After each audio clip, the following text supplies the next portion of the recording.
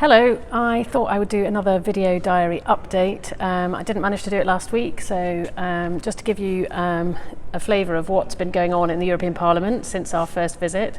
So last week started for me in Barnstaple in North Devon, where I joined a really fun Pride parade, just to show that some of your Southwest MEPs are absolutely in favour of promoting LGBT rights. I know I can't say that for all of us, but certainly the Lib Dems are on board with that. And then I came over to Brussels, and last week was our first introduction to our political group. So we had a meeting with all the countries who make up the Liberal group in Europe, which is now called Renew Europe. And we got to know everybody. The candidates for president each gave a presentation, and we were allowed to ask them questions.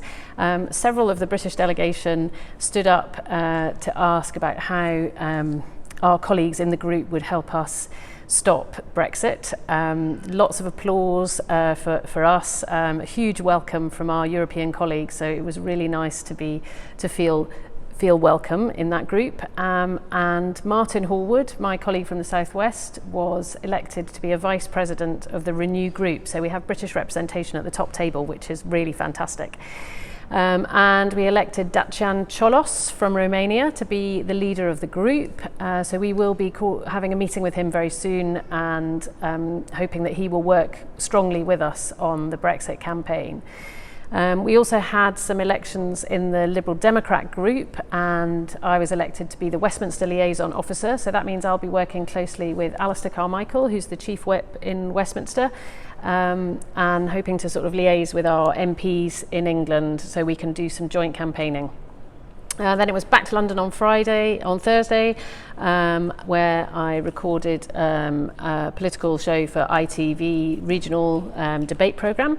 And I met the campaigners at Sodom outside Westminster, had a chat with Steve Bray, which was fun, and then had a meeting with Alistair Carmichael, and then got the train home, collapsed in a heap. And then on this Sunday, which was the third anniversary of the Brexit referendum, I joined the stalwart Cornwall for Europe campaigners in the rain in Truro, singing their anti-Brexit songs, and it was great to meet some of those people, and heard a really heartrending story from Emmanuelle Brooke about her experience as a French citizen in the UK since the Brexit referendum.